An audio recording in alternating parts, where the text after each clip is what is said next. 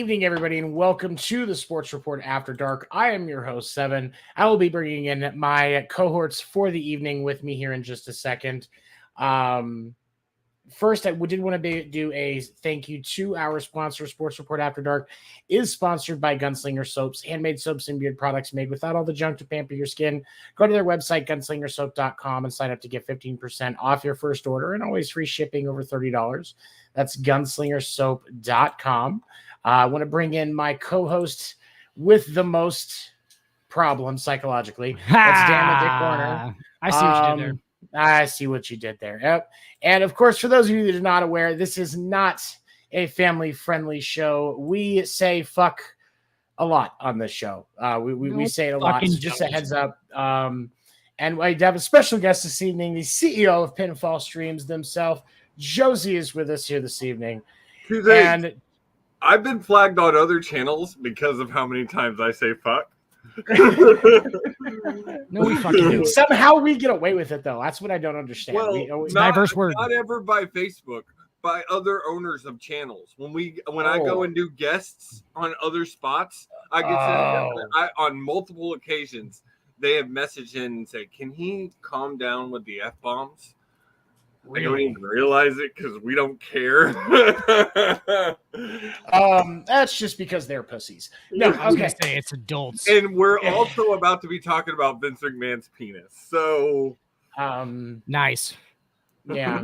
That's what's going on. The White Wilt Chamberlain. Nobody briefed me on this. So you wanted to bring something up, talk about Vince McMahon and a couple of comments made by Chris Jericho. So I will let you go ahead and take off on this. I wanted to bring this to y'all because as I was trying to get a word in edgewise on the sports report, I realized that the really good platform for this is actually this show because it has to do with the merriment of sports and humanity.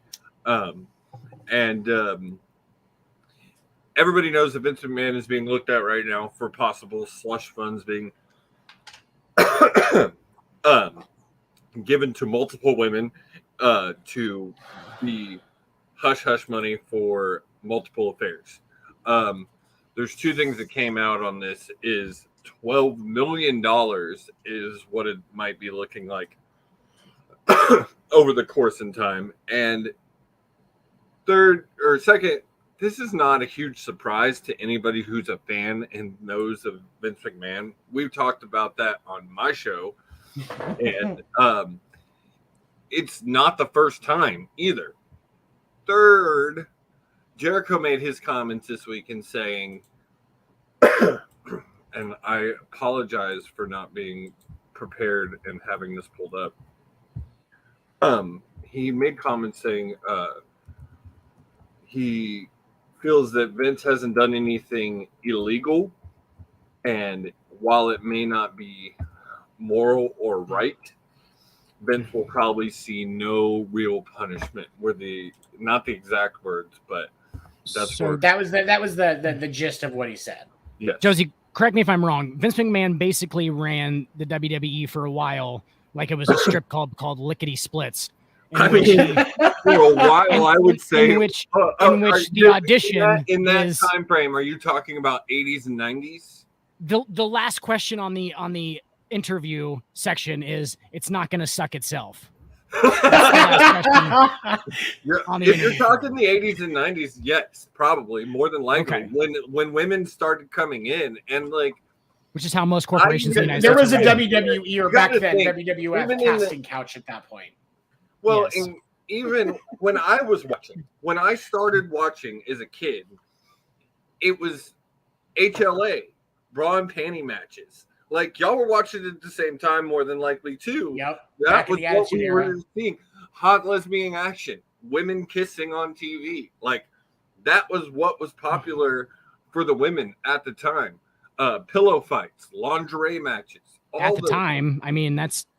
And it was popularity. And that's the thing is anybody that's surprised by Vince, the allegations against, and we'll say it for legal purposes, we'll say it like that, the allegations against Vince McMahon, anybody that is surprised by this has no idea what the Attitude Era was. Because the content from the Attitude Era alone speaks to Vince McMahon's psyche because of the fact that, you know, obviously, and we know this now. We weren't aware of how deep this went at that point, but obviously we know now that this was Vince McMahon. This was all Vince McMahon, especially when it comes to women wrestling, because had it been a cooler head that dictated the flow of women's wrestling during the Attitude Era, I think that women's wrestling now would be different. He used it for the stereotypical 80s and 90s belief, and that's still prevalent today to a extent. It's just different now, that sex sells. And so it was the hardcore matches with the guys and titties and ass when a woman was on the mat. That's what it always was. So 4 women and $12 million. My question is how is it only that? I can't possibly think that it was just 4 women and $12 million in hush money. It's gotta run deeper than that. Like, be realistic. Yeah. And this is where I actually think maybe this time in this era, Vince is going to see a little bit more repercussions of what we have already seen. I think he might. It's a moral failure. It's a moral failure, not a legal failure. So he's not going to jail unless he sexually assaulted. No. Unless it does come out, which it very well might, that he's using corporate funds. If that does come out, yeah, he might see. I mean, Vince McMahon is not going to see jail time, but he might get up in a court battle. So they're saying $12 million dispersed through 4 women. Well, in total, it's saying $20 million. 20 million dispersed over four women is what the initial report says. Given, I'll tell you what, Josie. I would think about sucking Vince McMahon's dick for $5 million. I'm not going to lie to you. If somebody's like, all right, $5 million, here it is. You get the bag. All you got to do is suck on that weird steroid-ridden, what it probably appears to be a. But you don't know what it all was like. And it's coming out too that he might have been grooming. Like, it was kind of a joke. What I'm saying is like he clearly did this to more than 4 women. Like it was ran like a strip club. It's the way to the mat as a female wrestler was through Vince McMahon's pants. Was through Vince McMahon's pants. You can't tell me that if China was alive today, I guarantee you China would be opening up a verbal can of whoop ass with this information. Maybe not, because you got to remember when they were first coming in, China was with Triple H, and then there was so much animosity there. Yeah, China and Triple H dated. No, I know that, but I'm saying, what does that have to do with anything? Let me finish the explanation. After that, there was so much animosity between Stephanie and Vince. Wouldn't have gone near that. I don't think. Maybe I could be wrong. I very well could be wrong. Vince stamped it. Right on his stamp of approval. Right on her fucking forehead and inside of her cheek. Yeah, Canada was in China. But for a while, I do feel Ireland was there will be repercussions. I do feel on this one there will be repercussions for this. Just we're in a different moral standard than we were when he first came out in the 80s about this. Well, I think part of it could also depend on when, because and here's the thing. One of the ways that Vince is the CEO, so ultimately it's him justifying these payments, right? But when this happened, yes. And so he can claim that using corporate funds was to the benefit of WWE because it prevented the moral negative image impact that would come from this, which anybody who thinks that WWE is a vessel for morality is a fucking moron. I'm sorry. Again, Seven, I think I could refute that argument by going back from the 90s and having you watch until the PG era with Cena. Until Cena realized that the more money was in the PG era and got Vince to turn like I feel like I could dispute that because there's no moral compass when it came to the Monday Night Wars, the Attitude Era, Ruthless Aggression. Oh no, he's That's being what I'm saying, sarcastic. though. Yeah, he's No, being I'm sarcastic. I'm Joseph. agreeing with you. saying. I'm agreeing with you. Yeah, like Yeah, I like it's- that. Clearly and that's hasn't the been. thing.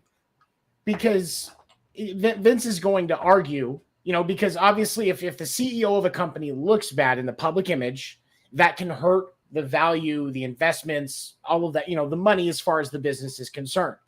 So especially because in the 80s and 90s, if you were a CEO and you got caught banging your employees, even if it wasn't a legal issue, you still looked bad.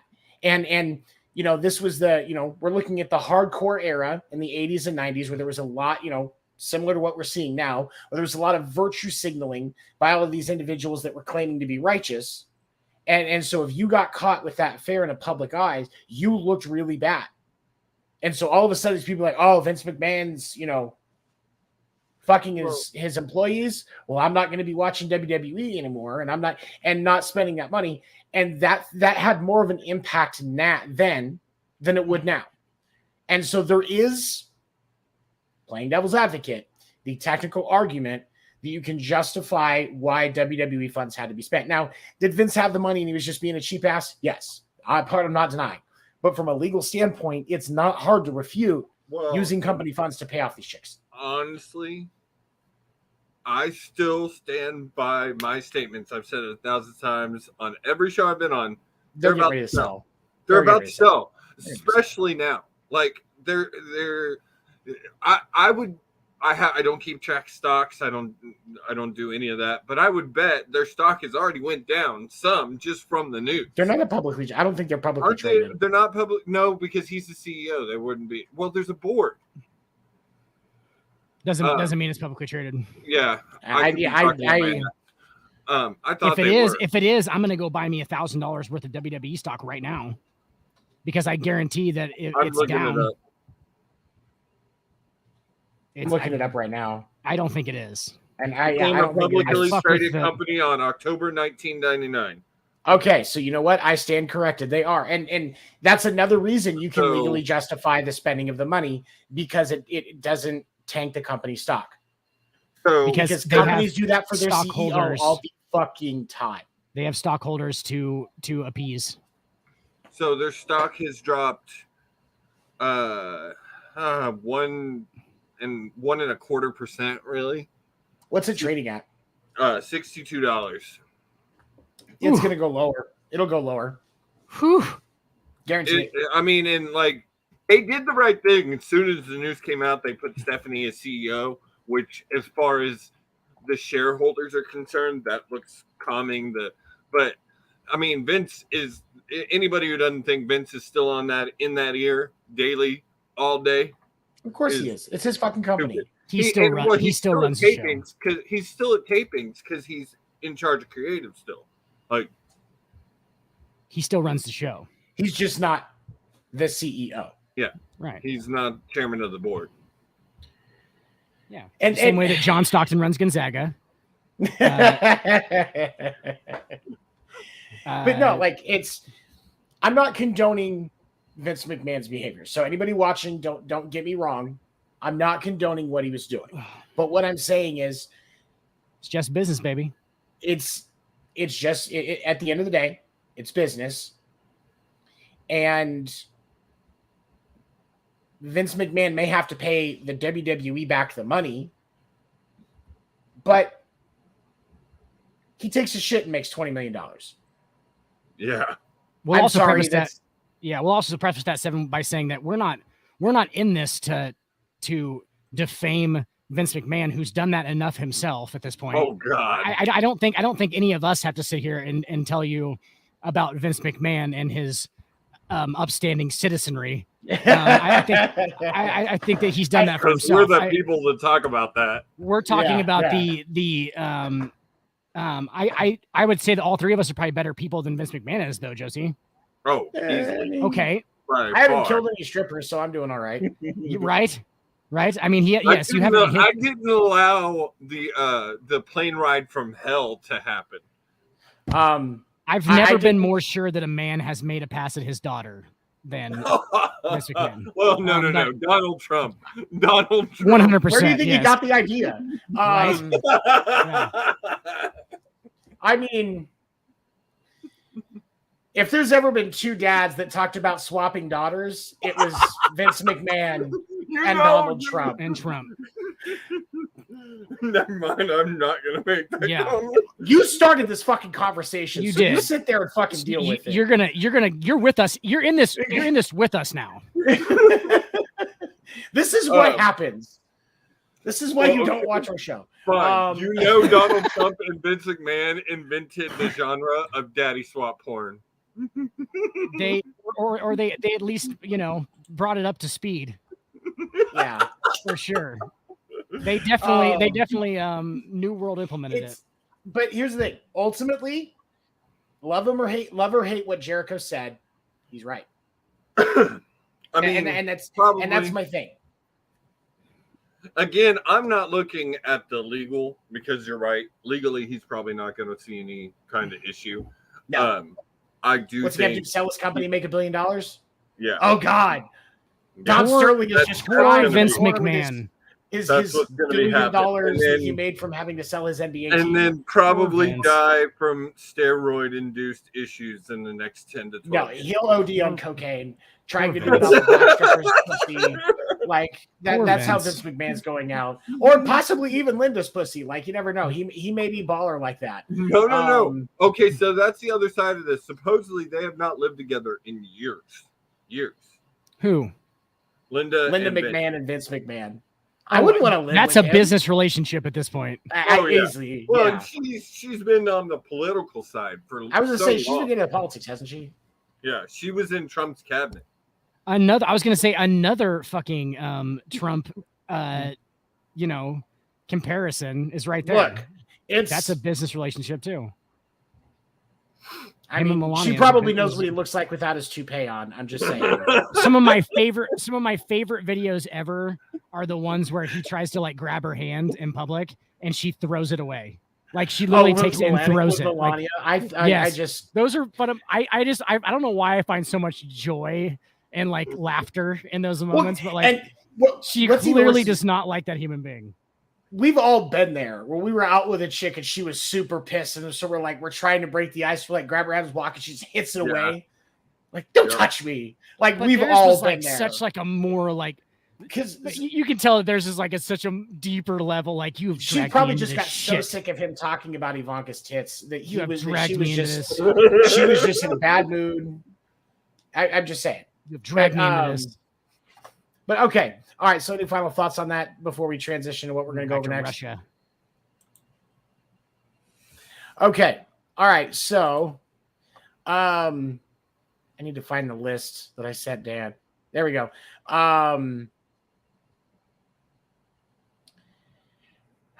Let's see here. So NBA, there are reports coming out today across ESPN that the NBA is expected to vote tomorrow to make the play-in tournament a permanent fixture of the NBA season.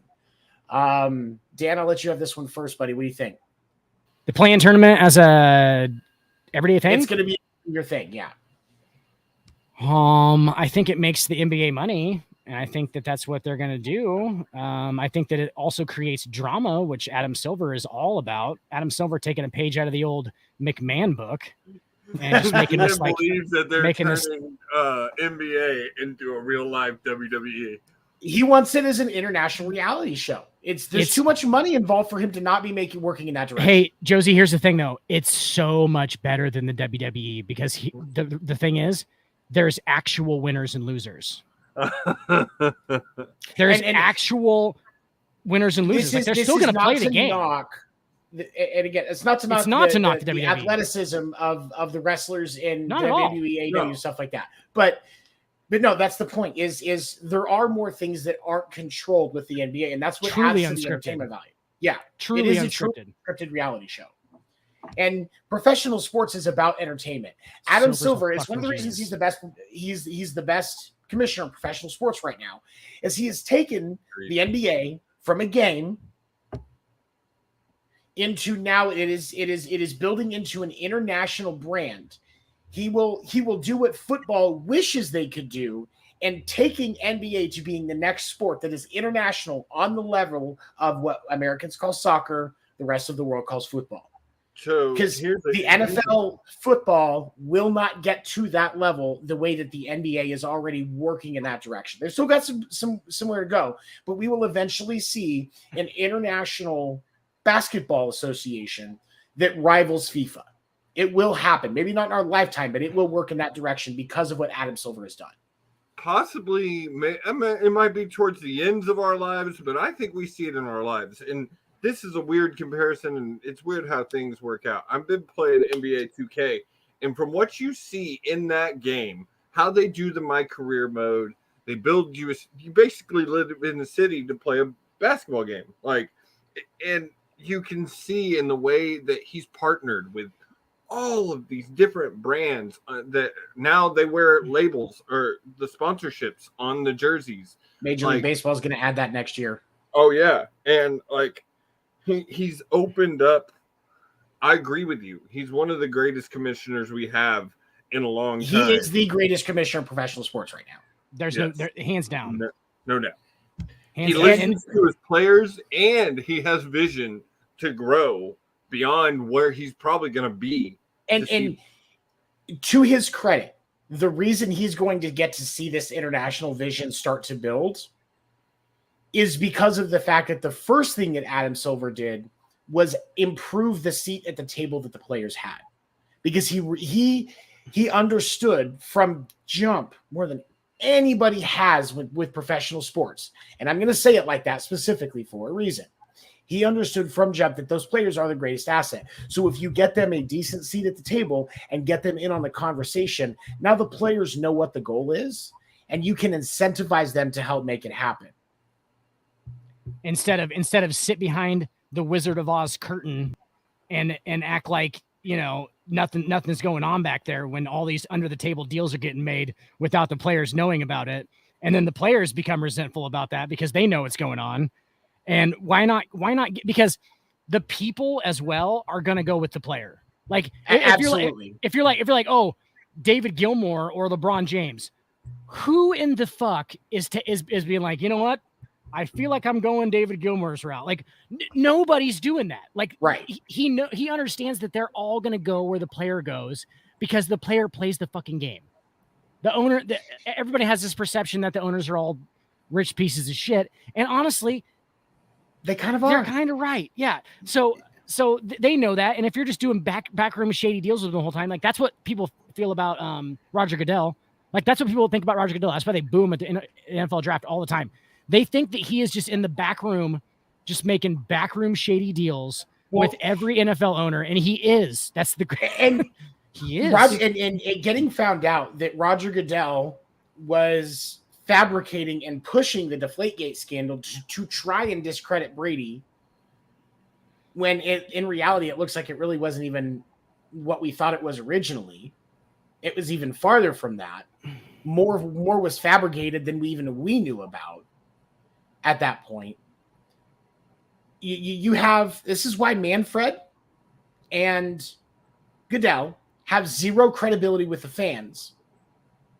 Even the true fans of the game for the NFL and Major League Baseball can't stand their commissioner. But a true basketball fan has respect for Adam Silver and what he has done for the game of basketball. That is why Adam Silver is the best commissioner in professional sports right now. Manfred is so bad that I not only hate Rob Manfred, I hate all men named Fred.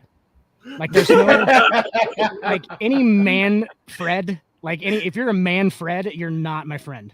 Like that's just off the bat. I don't discriminate against anybody else except for dudes named Fred. If your name is Fred, I'm out. Like I'm out. I don't know why. And just because. Because Frederick. Adam Silver, because obviously we understand that ultimately these three, because in sticking with the comparison, because these are the three biggest professional sports in the United States.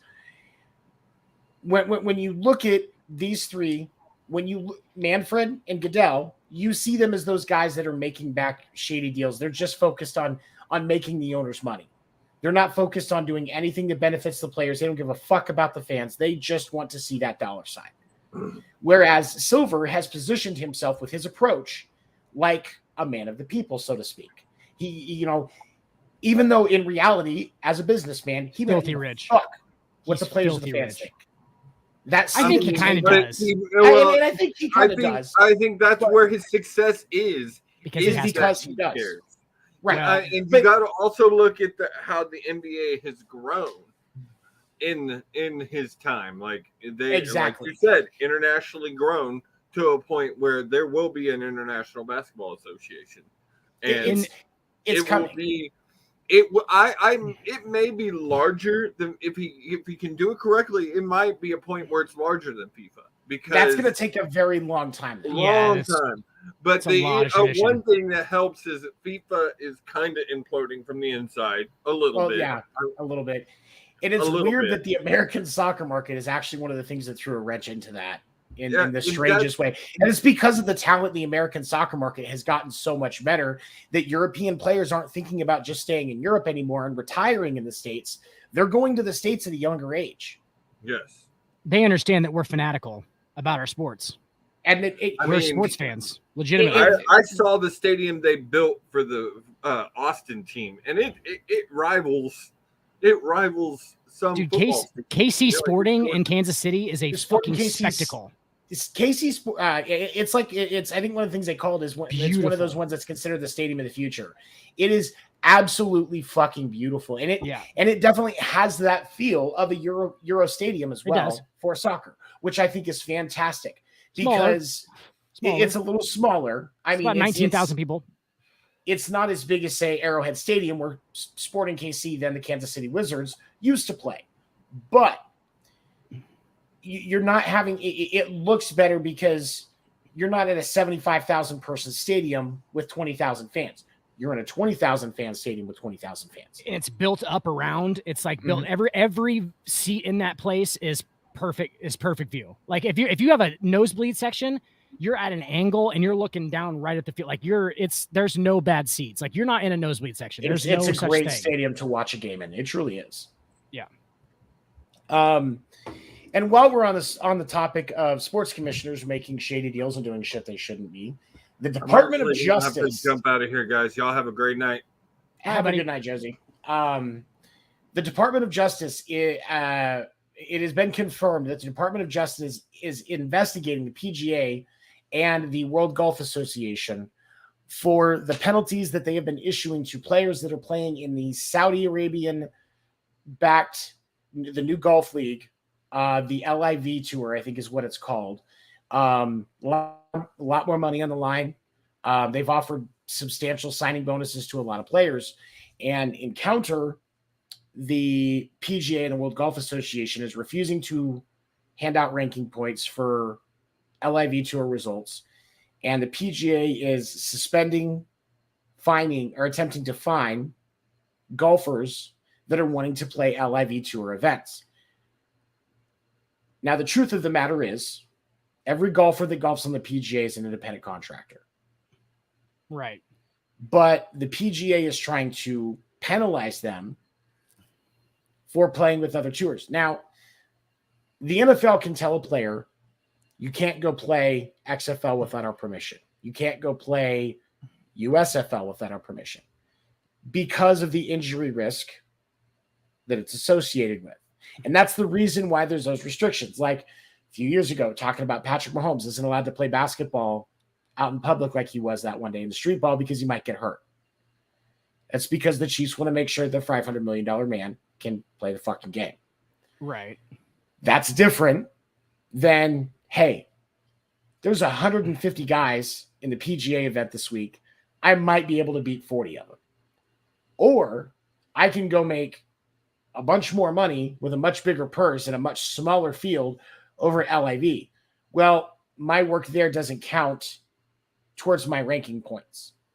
I'm going to get suspended, not be allowed to play in future tour events for the PGA because I go play with this other tour that still maintains rules and requirements and standards that are common with professional golf. And before I let you watch all this, not an answer. okay. What is the issue? Is it Is it a human rights issue with why they don't want them to play in it originally? So that's the fan side. That's the fan side. Everything that I've seen Phil from Mickelson's the PGA, side too. Right. Everything that I've seen from the PGA has been, the way they make it seem, because the PGA has said nothing about the human rights violations that Saudi Arabia has been accused of for their, for how they treat people, specifically women, as an example. And their very religious law that they have in their country, gays get killed, women don't have rights, that sort of thing. But they're a loose type of group over there. Go ahead. Sorry. They're laid back great guys. Conservative nation. If you're the type of person who, doesn't want women in the workplace, don't want women to have rights, and want religious law, go to Saudi Arabia. Does it make you angry when you figure out a girl's smarter than you? Come to Saudi Arabia. I could see that as a make you Family angry? Guy cutaway. Does it make you angry? That's great. Come to Saudi Arabia. But anyway, and so the PGA's response when asked for comment about this, they did confirm themselves the investigation, and they actually cited the last time that they were investigated as reason for them not being worried about it. Well, the situation, for those of you that don't know, because you don't watch golf like most of us, is in 94, the Federal Trade Commission investigated whether the PGA Tour had violated federal laws by requiring its members to obtain permission from the commissioner to play in outside events and appear on other golf TV programs. The FTC ended that probe without penalizing the PGA Tour. But when you look at the legal landscape now, if somebody is an independent contractor, if they're not at your thing, you have zero fucking say. Nothing. About what they do. And that's how the legal that's the legal precedent that's been set over the last word independent years. Exactly. Yeah. And that's because when a golfer doesn't sign a contract with the PGA, they get invited to golf in their events because of the skills that they have obtained and the ranking that they have obtained because they're certified. So that's basically the difference is like if you play in the NFL, you play for a team, you made that team. Like these people in the organization decided that you were good enough to play for that team. In this case, golfers, I don't think a lot of people know this. Golfers just have to pass a test. You can become PGA certified and there's guys that I know guys that are PGA certified and are PGA teaching pros and shit like that, right? That doesn't mean that you're good enough to play on the PGA Tour. That does not mean that. That means that you pass the test that the PGA Tour put out, which are usually ridiculous. Like it means you're a fucking ridiculously good golfer. But, so I'm going to add something into this. It's also in similar comparison. So when you think about bull riding, professional bull riding, and as an actual competitive sport, not the PBR Tour, because that's something different entirely. But professional bull riding, those guys are all independents. They show up, they pay an entry fee. The only requirement to get your your PBR card that says that you're a pro bull rider, you have to win $15,000. You have to get $15,000 in winnings in 1 year. That's it. If you go to competition every week as a bull rider and you're practicing and doing what you're doing, you can do that in 2 to 5 years, realistically. Regardless of the other competition that you're riding against, statistically, you can try. You can do it if you're doing what you're supposed to as a bull rider. And then you're a PBR member, unlike Seven and I are PBR members. Yeah, it's a different kind of PBR than this. Different kind of PBR. I didn't know that for the longest time. I thought pro bull riding and PBR were the same thing. Yeah, I just thought that you had to drink. It's PBR. Well, there is this, because bull riding is more of a country sport and PBR is more of a redneck beer. I could see where some might think they would be connected, but there's a slight connection. There's a slight connection. Like different kinds of people. You guys wouldn't know. You're not from the Midwest, but you wouldn't know. Different kinds of people. But that's the thing here is with the PGA Tour,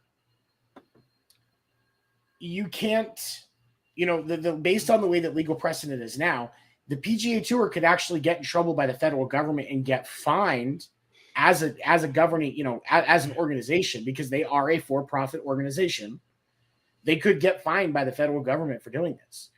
So I'll ask you this, Dan, do you think the PGA has any vested interest in trying to prevent pro golfers from playing in the LIV that they can justify, or are they out of bounds in this situation? I think they're dealing with a devil in which they've never dealt with. You know what I'm saying? Like, I think it's something so new that they don't really even know how to deal with it. It's almost like the stuff with the college football players. What's the with the NIL? The NIL stuff. Yeah, that's basically like what it's kind of like is there's these new opportunities and people understand that, like, oh, athletes would like to come entertain our people for money, right? But they need money to do it because the guys who are doing it at the highest level get paid this much money. And that's the association that a lot of people are making between. What's the number one association when you think about a professional athlete outside of them being like a great athlete? They get paid. They make a lot of money, right? I mean, that's what it is now, right? So like, that's the main association now. So that's what all these young kids, anybody coming up, anybody who's doing it currently, they want to get fucking paid. And I get it because the money is there.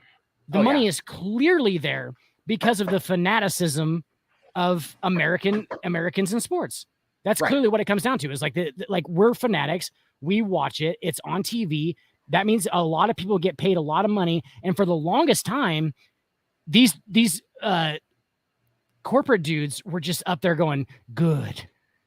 Nobody knows they can get paid this much. Good. And now everybody fucking knows that all this money is coming in because these TV deals are public now. Right. $15 billion, like $5 billion for, like, 30 years and stuff like that. That's ridiculous amounts of money that can be spread very thinly.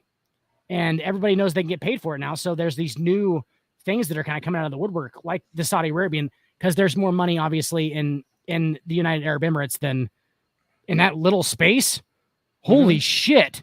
There's a lot of goddamn money there. Well, and what's interesting is it's interesting you bring that up, because one of the points that I was going to bring up about this, which is why there's been some social resistance to this venture, if you will, we'll call it. This league is funded through basically the public fund, or the fund that the Saudi Arabians use that's for international business investments. So it's basically all oil money. Yeah. 100%. It's all oil money. And so because of that, and where it's coming from, that's where a lot of the social resistance to it is. And I can understand the social resistance to a point because of the human rights violations that Saudi Arabia is accused of. Say it like that because we don't want to get blocked in any countries. I acknowledge the accusations. However, unless we're in a situation where I don't think that the social pressure of where the league that's based on where the league is coming from, or the tour, whatever you want to call it, I don't think the social pressure is dramatic enough to warrant or to give PGA the leg to stand on that the human rights issues are the problem. Because most golf fans, let's all be honest here, are older individuals or people with anger issues that are trying to figure out a way to calm down. White. And, white people. And older white men. The farther that because for them, the farther you can get from politics and sports, the happier they are. So they're very, very willing to ignore those issues because it provides more content. Absolutely. That they can consume. That they can consume. And, if the PGA was worried about their public image, John Daly would not be one of the most talked about golfers. Tiger Woods would not be the most famous golfer that's ever lived. Exactly. Like there's too many counters to any argument that the PGA is going to have to justify their actions. They know exactly what Tiger Woods draws for them. Tiger Woods is literally a living, almost a Babe Ruthian type figure at this point, Like he go is golf Babe Ruth. Golf Babe Ruth, yeah. Within golf, go to a PGA. I've never been to a PGA event. I will go to a PGA event at some point. Hopefully, while Tiger's still playing. I went to when I was a kid. Yeah, hopefully Tiger's still playing when I am. Guess what I'm gonna do? I'm gonna follow Tiger Woods around the fucking course the entire time. Yeah, because of how big of he's a folklore figure at this point. Like him, John Daly, Phil Mickelson, those are the guys that you're following. Yes, I don't care if Xander Schauffele is the greatest player in the world. Xander Schauffele won yesterday. Or Bubba Watson. Bubba Watson's decent, but I like Bubba. Lefty. Yeah. He's a lefty, and he's got the swag and everything. Some of these guys, yes. If I see Bubba Watson walk by, I'm following Bubba, right? But right, yeah. But everybody at these things is following around Tiger Woods. He is the right, and obviously, dudes, I'm Tiger Woods and I fuck bitches. Bitches. That's all Glover. He's just so happy about it. Like I fuck bitches. So goddamn good. It's like I'm gonna make.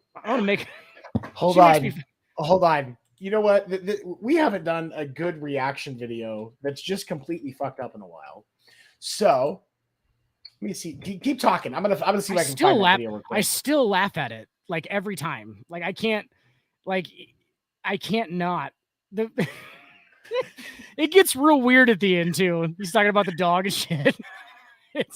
And for those of you that don't know, this is a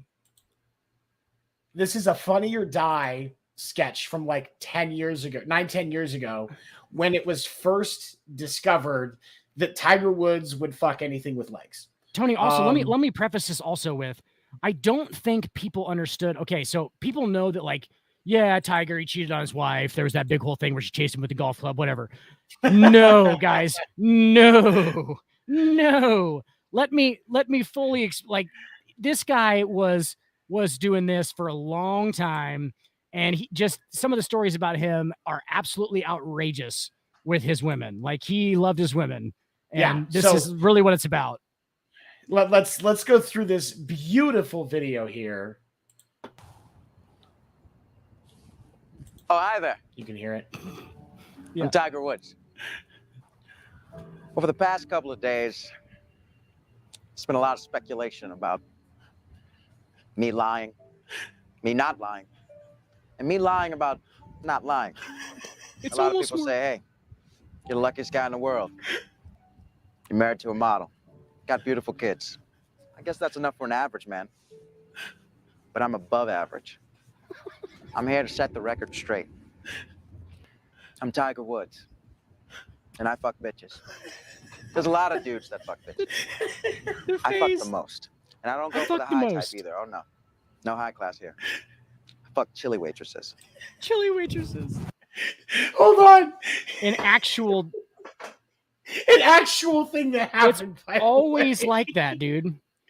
And doesn't this sound like, because it's obviously it's Donald Glover, so obviously it's not the true Tiger Woods voice, but doesn't this sound like Barack Obama doing? Dude, I was just gonna say that. I was gonna say that before.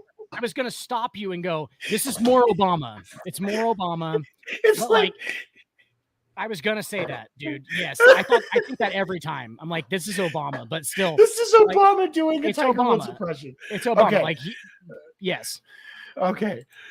Sometimes I just go to Big Lots, pick up the biggest girl I can find, get her to call a dog the N-word until I come. Yes. I want a tiny midget girl.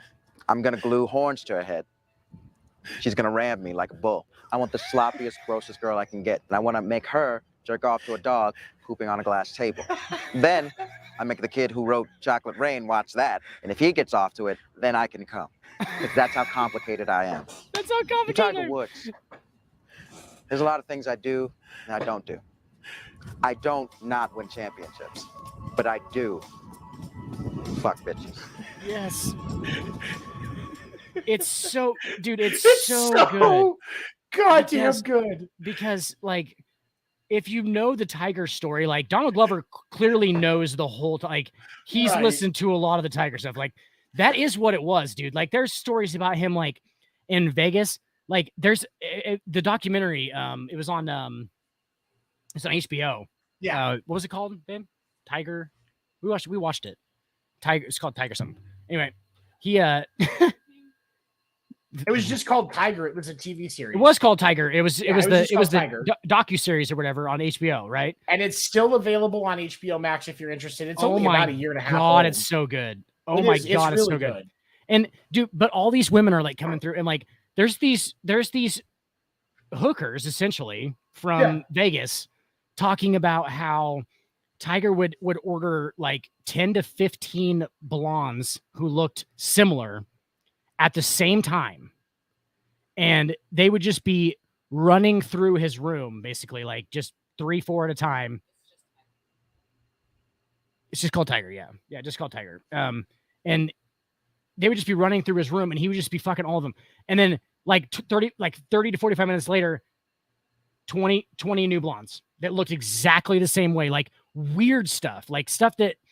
And like, that's the complicated part, is hilarious because it's not really that complicated. Like, he watched his dad, Earl, fuck blonde women when he was really young while he was learning what to do. Right? Good day, mate.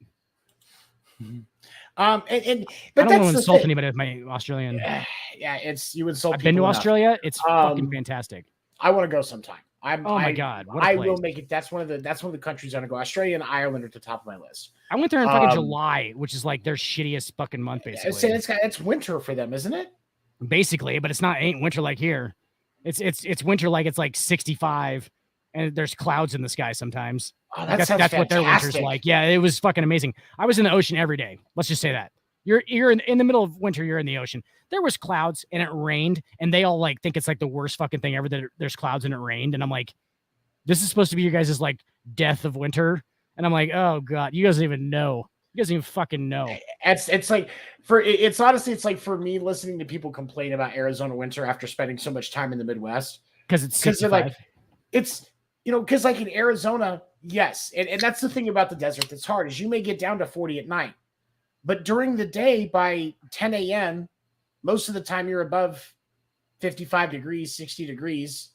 You're still getting into the 70s most days. Oh, you poor Arizonians. Like, you poor people.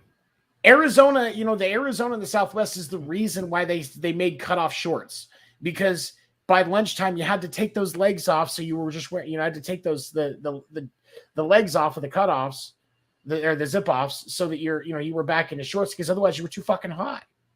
Yeah, and that was, but it was that big of a, like there was that big of a swing in it. Like, oh, I'm cold and now I'm hot. That swing can be a lot for some people, right? And but when when your expectation of winter is like, especially what we dealt with, when I used to live in the Midwest, which you still deal with, like 60, 40 degrees at night, that's still not bad, as long as, like the Midwest say, well, at least it's not windy. If it's not windy and it's 40 degrees, I'm still in jeans and a t-shirt. It's a different kind of thing, because you can't get conditioned to that weather and then say that it's not bad for some people. You know what I'm saying? Like, they're conditioned to a different thing. So and when it gets that weird, but like basically what happens in the Midwest, guys, let me explain it to you. I'll explain it real quick. You just get pounded by cold for like 6 consecutive months. Every day is just like a fucking shit show. Like 4.5. It's like 4, not 6, but like it's ridiculous. It's just, it's like a continued state of like have you ever seen 30 days, 39 or whatever the fuck it is? Yeah. Well, 30 days of night. And it can be misleading too, because you'll think that it's starting to be on the uptick and then it's not going to be that bad. And then 2 feet of snow. 61 day. Next day it's 15 and you got 7 inches of snow. Yeah. So like you're trying to grow grass and you just get 1.5 feet of snow over top of it. It's like, oh shit, there goes my grass. Like, shouldn't have started that so early. It's April. It's the 4th fucking month, and it's like it should be summer at this point. A prime explanation of what it's like with weather in the Midwest. Colorado, like Colorado Springs, Denver, stuff like that, that upper part of Colorado, they had snow at the end of May. Yeah. That's almost summertime for the United States. For those of you that, like peers and any of you that are international. Like for the United States, like that's summertime. I'm not kidding you. I tell people this all the time. I saw a documentary on the Weather Channel when I was like 12 because I used to be like all into the weather and shit. I wanted to be a meteorologist. Weather Channel, there's actually some interesting shit on there. It is really interesting. It's really interesting. Yeah. And one of the things they did was volatile climates. So 5 most volatile climates on the planet. Do you know what number 3 was? Western Nebraska. It was the Sahara Desert, the Amazon rainforest, and Western Nebraska. They call them the Badlands. It's sand from the Rocky Mountains. That's brushed off the Rocky Mountains. Right. And I was going to say that's exactly what it is it's because, and that's why the United States, there's so much weather that's studied in the United States that can't be studied internationally, because where we see in Tornado Alley, you could see 200 or 300 tornadoes a year, which is a realistic number. Oh, easy. You don't see that concentration anywhere else in the world. And so they started to figure out why. And what is it's because of the pocket that's created by the Rockies and the Appalachian Mountains. And from the Gulf of Mexico. And from the Gulf of Mexico coming up, that warm air coming up into the central United States. Yep. That's because that warm air hitting that cold air, those fronts colliding, that's what causes those wall clouds and the rotation and stuff like that, because they hit and start spinning around each other.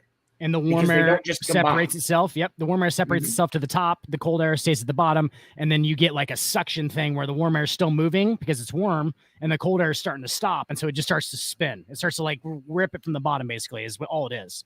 It's like a little El Nino. It's like a little thing to create like little hurricanes, like tiny hurricanes. And they're fucking fucked up because they're not tiny, because they don't come from 4 days away. Let's just say that. Yeah. They come real quick. It's but okay. All right. So back on topic here. Next week on the weather report, we'll tell you about hook echoes. In all, do you think that the PGA has any leg to stand on with trying to justify the punishments for players that are diving into the LIV tour?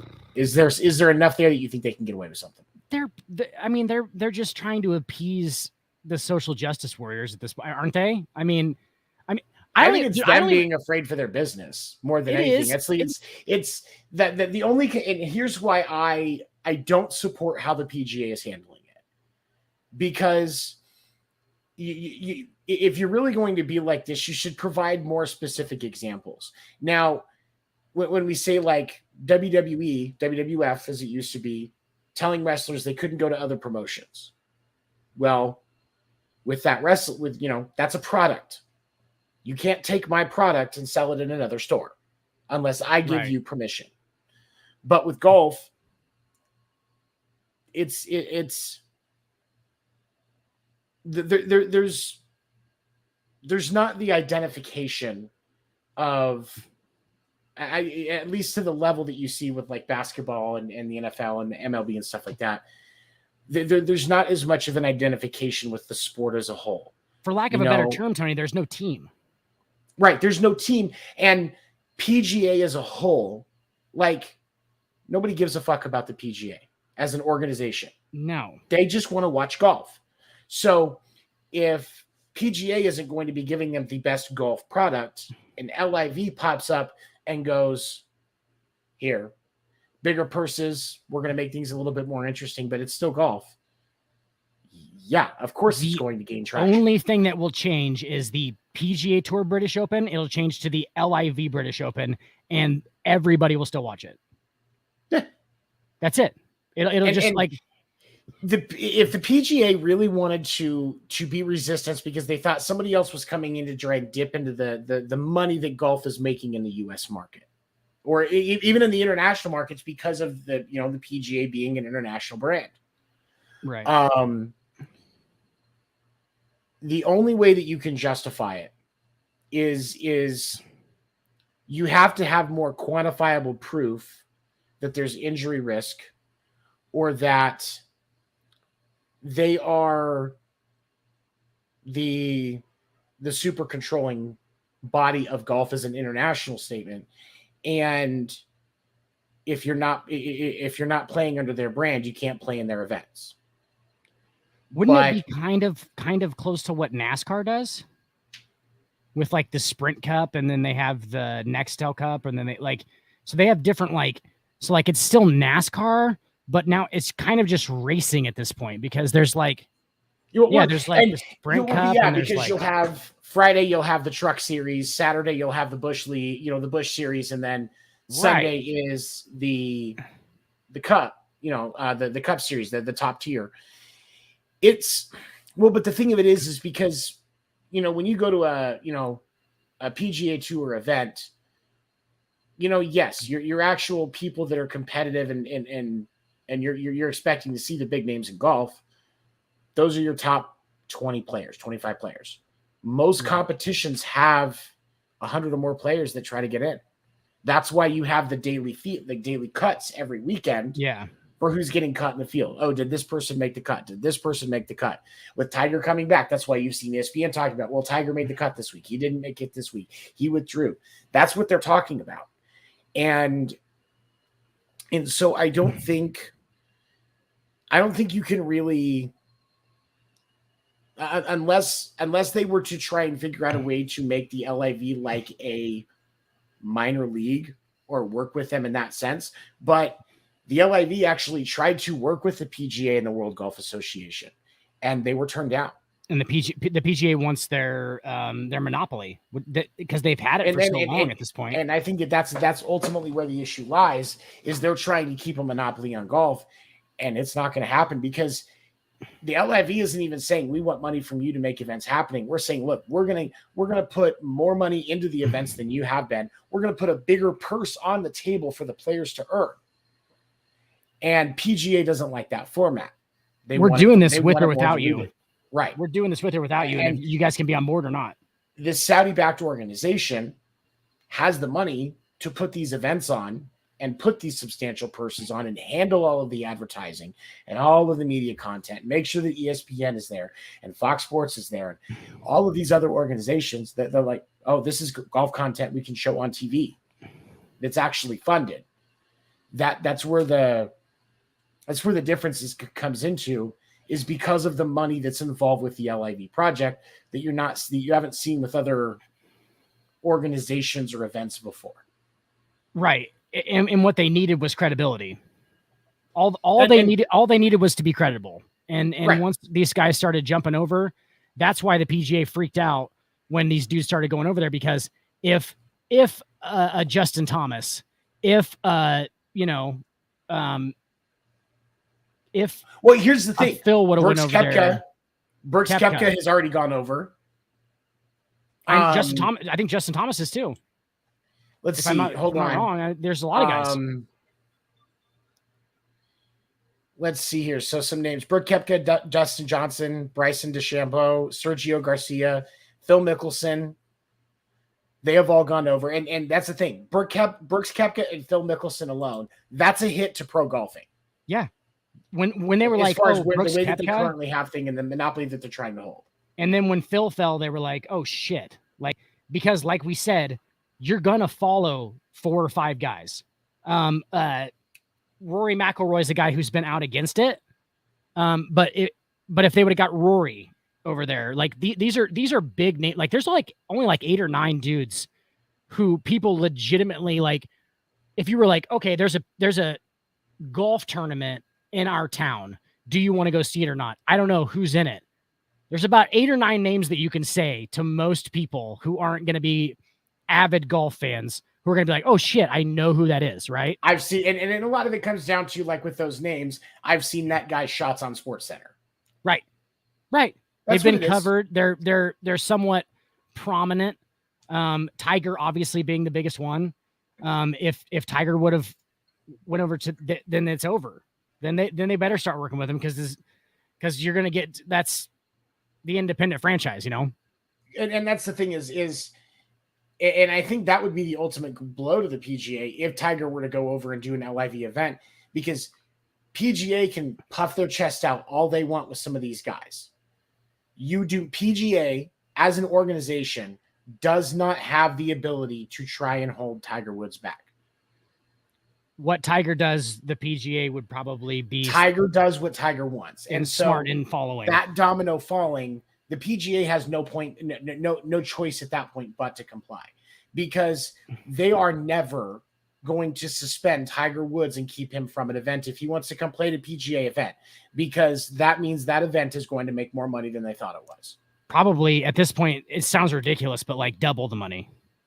I don't think it's that much of a difference. I think it's in like the 25% range, give or take. It used to be a lot more than it is now. Still a quarter of your profit.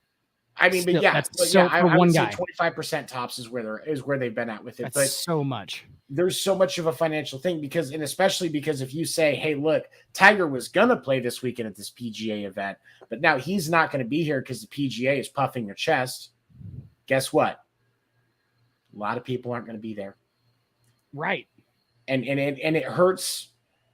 And just like with professional sports, as far as the stadium sports like baseball, football, and basketball, even if you sold a bunch of tickets, if the seats are empty, it looks bad on TV. Yeah, it looks like nobody cares, and everybody in the crowd goes, "Well, why do I care?" Mm-hmm. You know what I'm saying? Yeah, for real. But that's what it is. Okay. All right, so let's dive into what was the other stuff that I sent over. May see some drama at the All-Star game. The stadium workers that are unionized at the Dodger Stadium are threatening to strike. And union leadership has told officials that they have voted to strike at any time, as they are trying to put pressures on the Dodgers and the owners of the stadium to properly compensate them. It's 15,000 people that work at Dodger Stadium as 15,000 ushers. 15,000. Oh my as god! Ushers, because obviously, especially because with you play every day, with the frequency and stuff like that. Like, yeah, and I think that's what it is. But you've also got, because you've got ushers, you've got the janitors, you've got the people that are working the concession stand. Right. Like the list of, and I think I have a better glimpse of this just because of working the production and seeing all of those people coming in to get ready for a show. So many moving parts. There's so many moving parts to what actually goes on in the stadium. And when you look at the fact that the seating for Dodger Stadium, let me make sure that I've got this right here.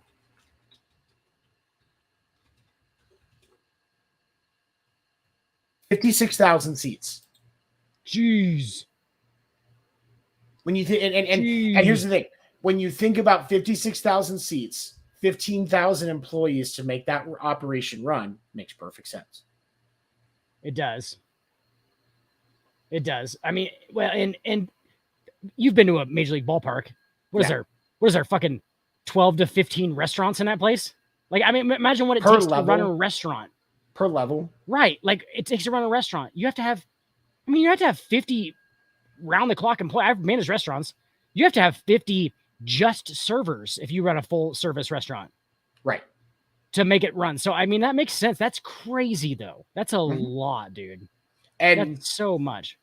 And it's Chicago-based Levy Restaurants that has the contract for the workers that this impacts, that they're really putting the pressure on, honestly, is who they're putting the pressure on.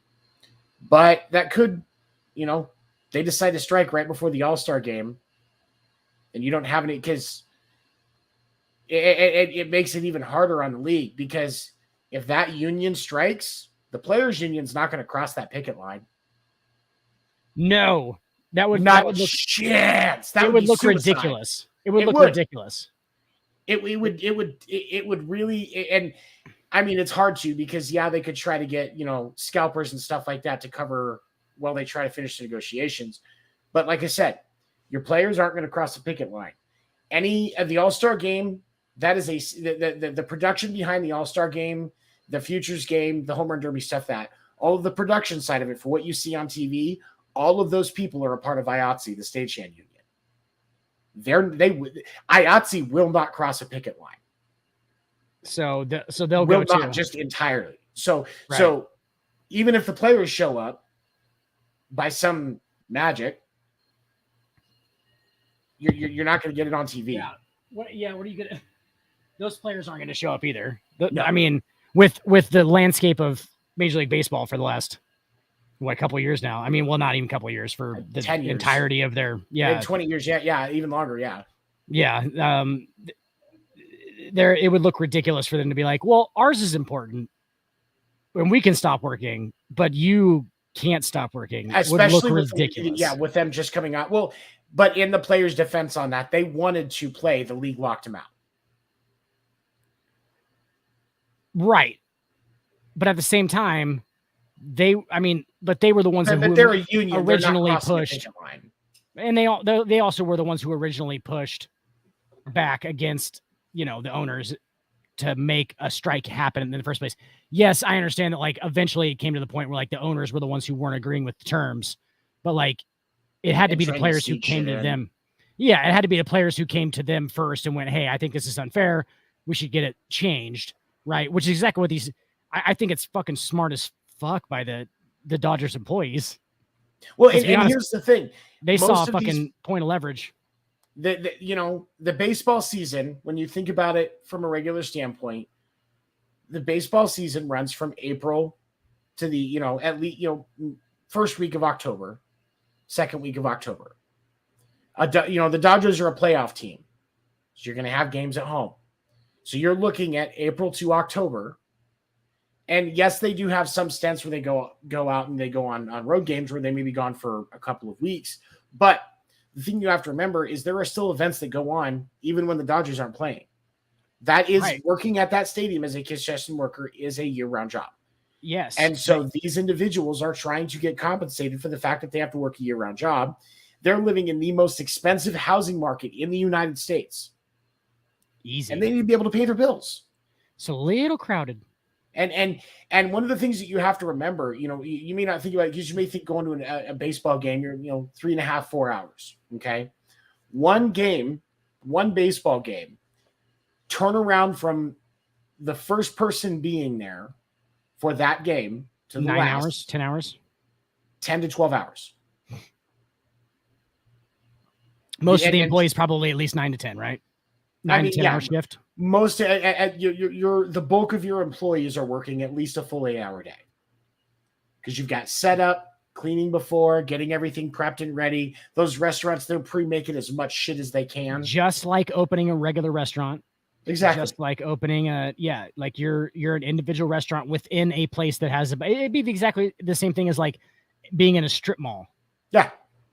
Like just a strip mall of restaurants. You're just like one of the restaurants that's within that one area that operates all off of the one driveway. You know what I'm saying? Like it's just the same. And they've got to be able to get to work. They've got to be able to eat themselves. They've got to be able to have clothes and pay their car insurance and their rent and all of these other things. These individuals are just trying to make Levy restaurants pay them appropriately. And right. I mean, what do you think the average starting wage is there? Like for being in Los Angeles, I mean, you're looking at what, $1,200 to $1,500 apartments, right? I mean, pretty standard. $2,500 or more. That's fucking ridiculous. That's so ridiculous to me. I don't even understand what that means. Like, you know what I'm saying? Like I pay, like, what was the most? You're so paid. And I can tell you this because of the fact that, like, so for those of you that don't know that are watching, I sell renters and home insurance as my day job. And so I see what these people are paying when I'm researching these areas. And in LA, from my experience, what I've seen, a 1-bedroom apartment, you're still looking north of $2,000 a month. Wow. That's insanity. And that's expensive. These people need to be able to, we need to understand that we went from this ability as a nation in the earlier part of the 1900s, where the financial situation was such that the husband, under a normal circumstance, was able to work and provide for the entire family. They bought a house, kept the bills paid, food on the table, everybody in nicer clothes. You had a higher standard of dress at that point than you do now. Your sons all had to be able to wear suits. Your wife had to have pretty dresses. Those were the standard. That was just, yeah. And now somebody working a full-time job can't cover any of those. Absolutely not. I mean, 2 people working full-time jobs. Kids can still struggle in some areas. Like, unless one of them's like, one of them's like a good job, like what we considered a high-paying job by society standards. Right. You're fucked. I mean, that's what people used to make per price of living. That's what people used to make with one job. Mm-hmm. And you can actually have somebody who's doing an important job as well, and staying at home and raising your children. You know what I'm saying? Like, for real, right? Like, somebody can stay at home. And of course, I'm not saying that women should have to be in that position, that anybody should have to be in that position. It could be either one. But it could be either one. And there is value to having a parent that's able to be in the home and have more of a direct influence in raising your kids, so that the school system and your television and the internet aren't doing it for you. Right. You should, we should have the ability. But like, for us, the only reason that I am as involved in my son's development and education is because I have the ability to work from home. My wife works a 40-hour week out of the home.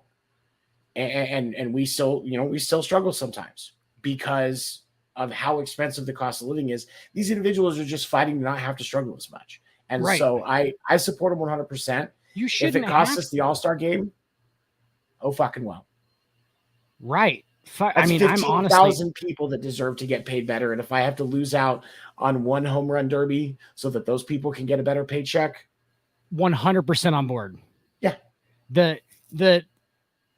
I don't enjoy the home run derby enough to even tune in some years. So if I don't, you're especially now, you're going to see clips of everything on YouTube after anyway. Even to click my fucking TV on for 3 hours one night, I clearly do not care about it more than 15,000 people's well-being. Let's be honest. Like, I don't care. Like, exactly. It's just like, I don't, it's not that important to me. It's just like, okay.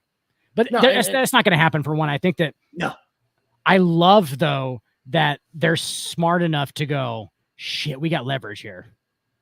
Guys, we got some leverage. The timing is like, impeccable. Everyone went, oh shit, dude, we got some leverage here. Like, and everyone was like, what are you fucking talking about? Leverage. Let's just fucking hold out. They're not going to not pay us.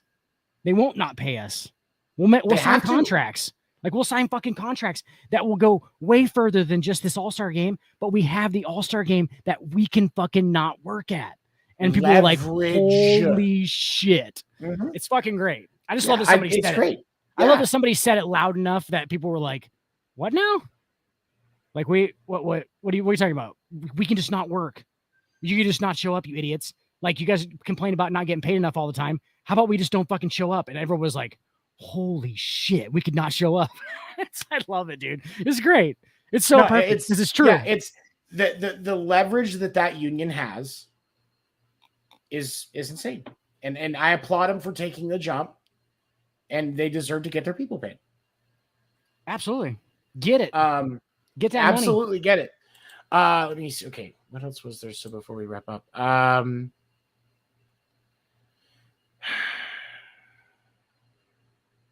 holy shit, that was it.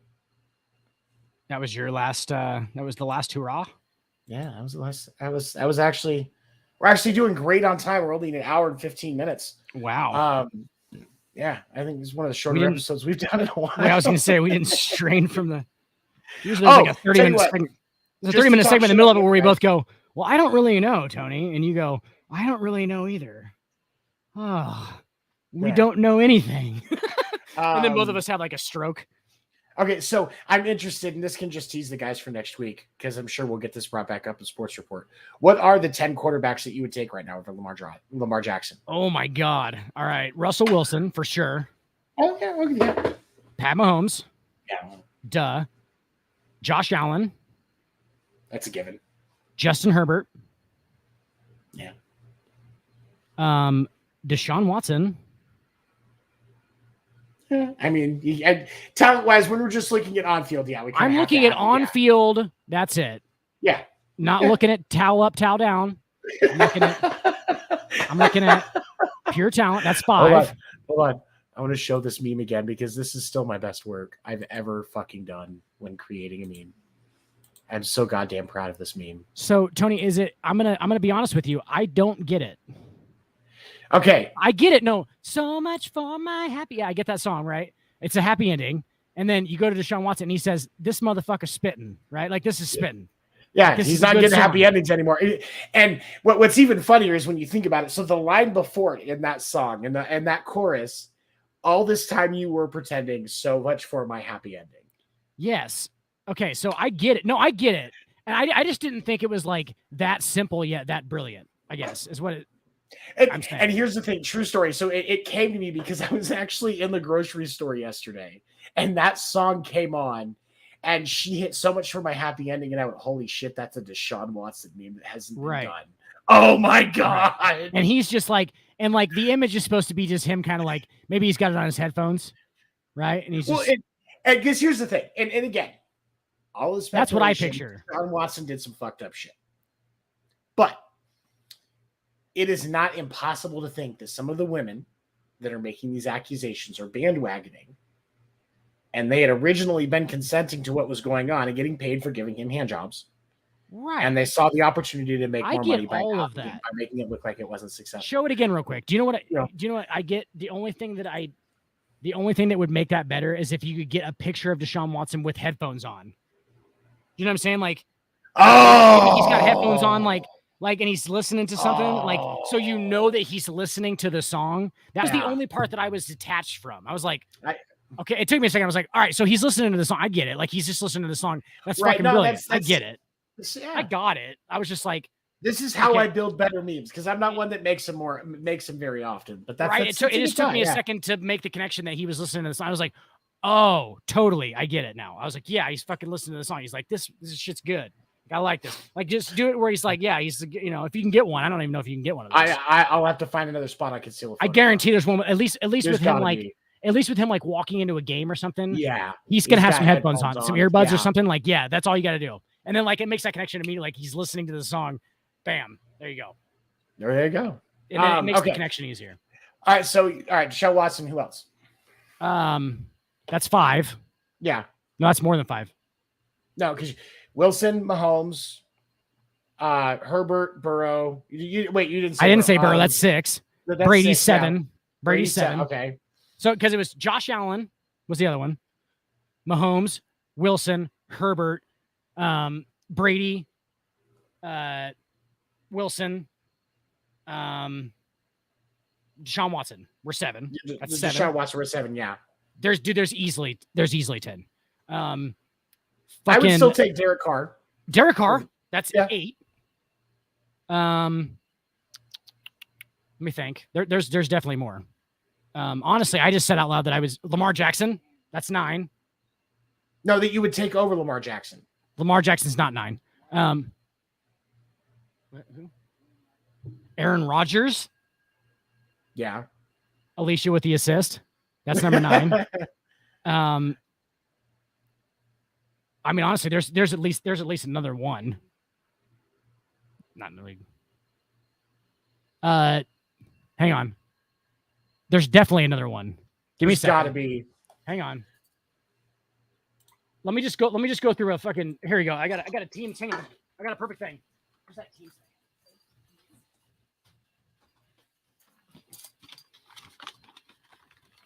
Stafford.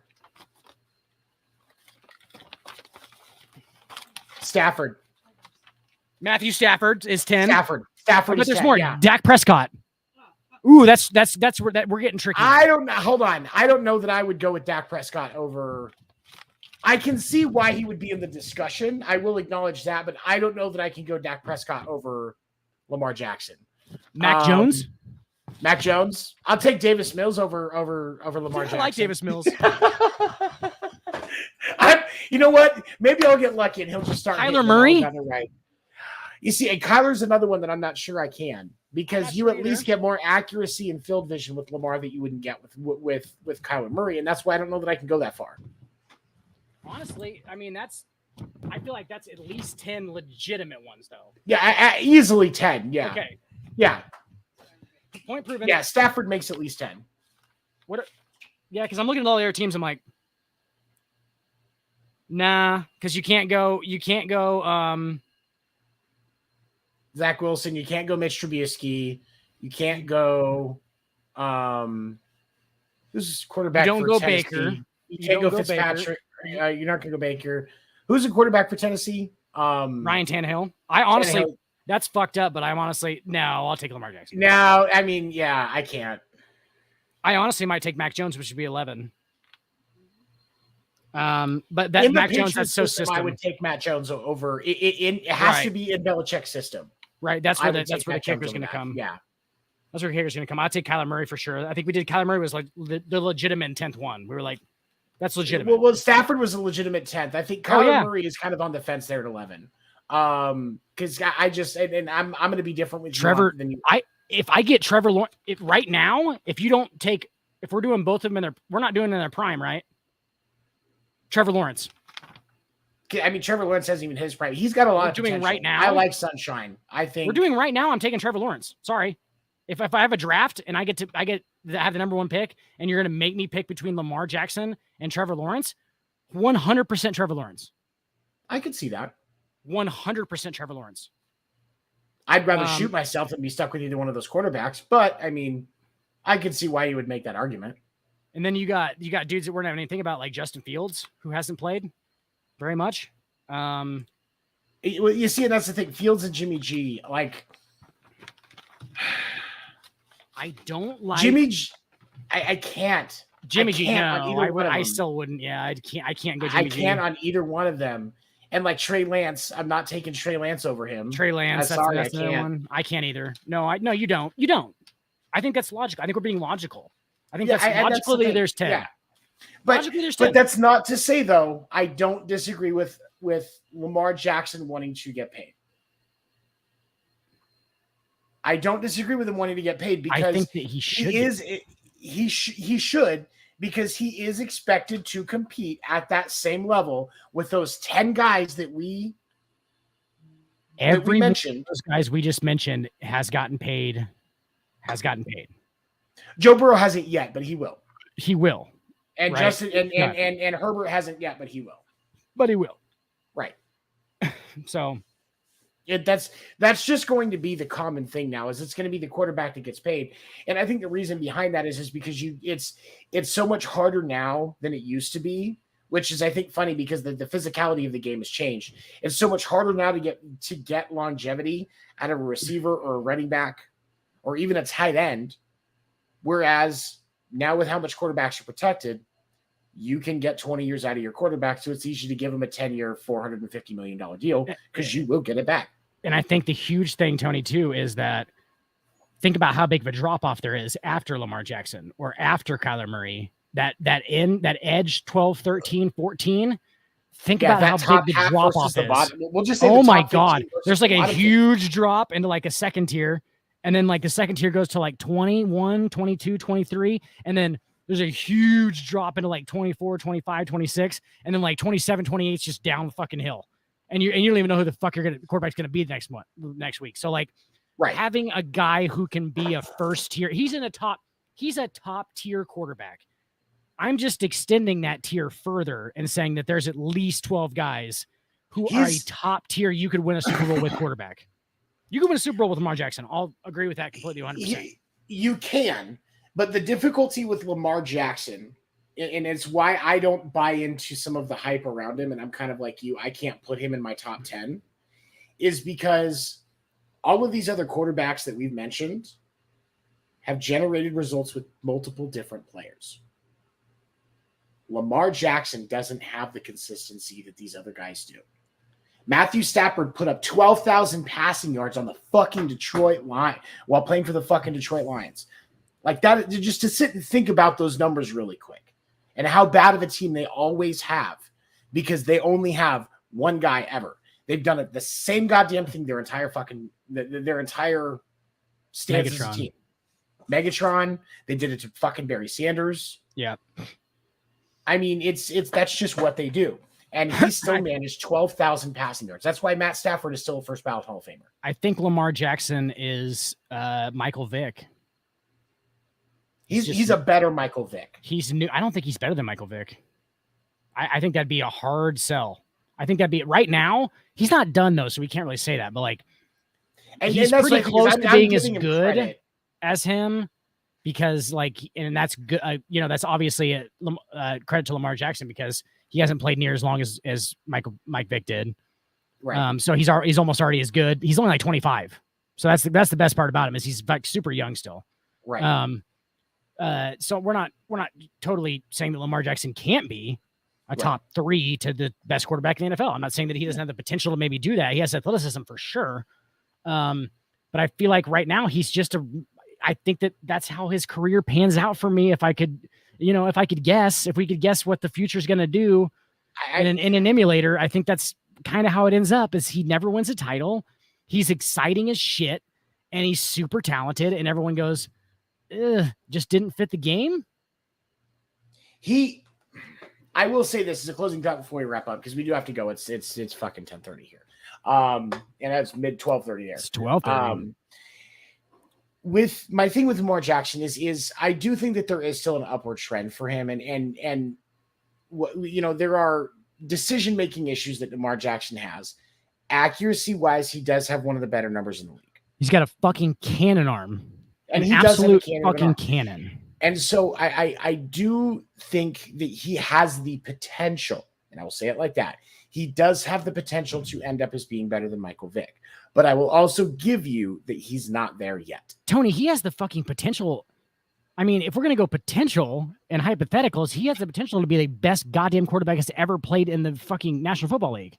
I don't think it goes that. I don't think his ceiling goes that high.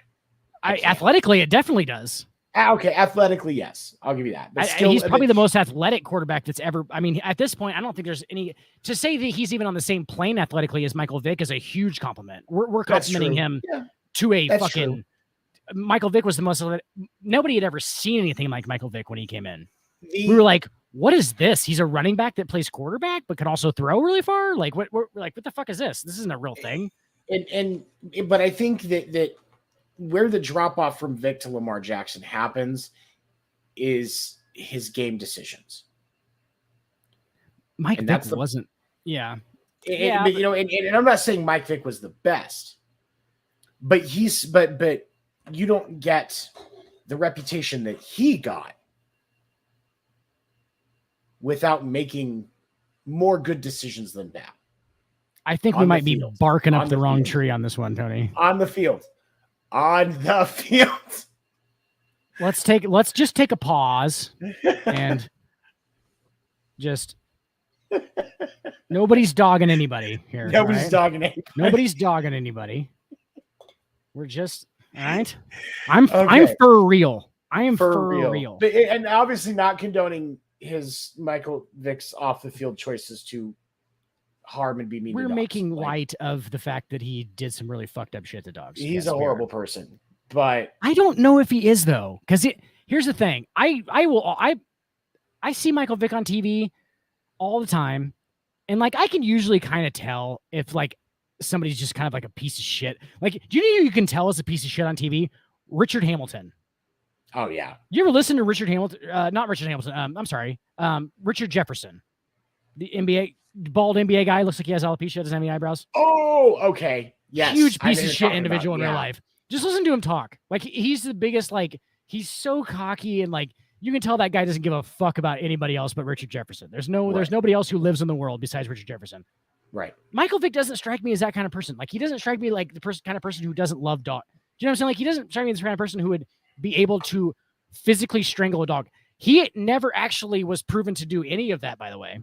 He just knew what was going on. And these things were done on his property, right? In which he was condoning the fighting of dogs.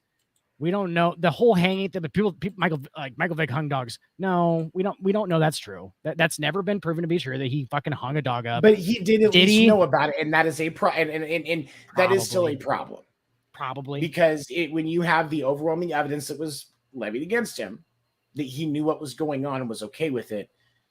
That still in and of itself is a problem. You know, if I have a farm and you're kidnapping women and bringing them back to my farm and throwing them in a ditch, and, killing them and throwing them in a ditch, I didn't help you with the murders, but I'm like, oh yeah, I know he buries bodies back there. I'm still going to jail. You're culpable. I'm culpable. He's 100% culpable for what was happening on his property.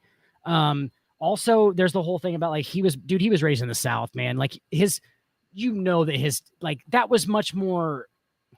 It was much more there's a acceptable cultural to him. piece to that. Yeah. Yes, it was much more acceptable to him, and like that sounds fucked up. So I'm not trying to like condone anything he did either, but at the same time, I'm like, you got to know where the guy came from. Like he probably thought that was okay. I don't think he's a monster or a piece of shit. I don't. Explaining where it came from isn't condoning the actions. It's helping people understand it more. And I think that's the separation that some people don't understand is, you know, when we look at, you know, the Tiger Woods situation we were talking about earlier, it's, you know, he was the Michael Jordan of the 2000 to 2010 athlete era. He got whatever he wanted, went wherever he wanted, got paid a bunch of money to do everything he did because everybody wanted Tiger Woods to be seen doing it there. And when you have that kind of power in a celebrity status, people give you whatever you want. So when you say, give me 15 blonde hookers, and then 45 minutes later, give me 15 blonde hookers, they're not even asking if the last 15 they sent you were still alive. They're just sending 15 more blonde hookers. There's no limit. At that point, he has no limitations. So like, you're working under the guise of no limitations in your life cannot be healthy for your mental health. And when you have a complete lack of no and a complete enablement of everything that you do, Deshaun Watson is a prime example. It's what happens. And so, you know, and there's also, you know, like I said, the cultural piece to it and where he came from. His dad, Earl, taught him how to play golf, really young age. His dad, Earl, was literally on the golf course while he's married to Tiger's mom, who they still live in the same house. Tiger sees them interact every single day. Earl is fucking blonde women at the golf course and then going home and acting like he's married to his mom. And his mom the whole time is telling Tiger this is a business relationship, essentially. If you watch the documentary, she basically tells him at a very young age that we're not together because we love each other, honey. We're together because we're here for you to make you a great golfer. And he was like, so this is how relationships work now, right? Right. That's his establishment of how relationships work. You basically just, you know, you do this thing up here and then you can do whatever you want down here. It's like the guy was fucked from the beginning.